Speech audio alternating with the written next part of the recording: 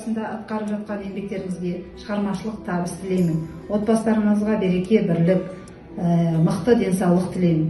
Осы қиын-қыстау кезіндегі атқарған еңбектеріңіздің жемісін жеп, жоғарыдан балаларыңыз жоғарыдан көрінсін. Құтты болсын мереке.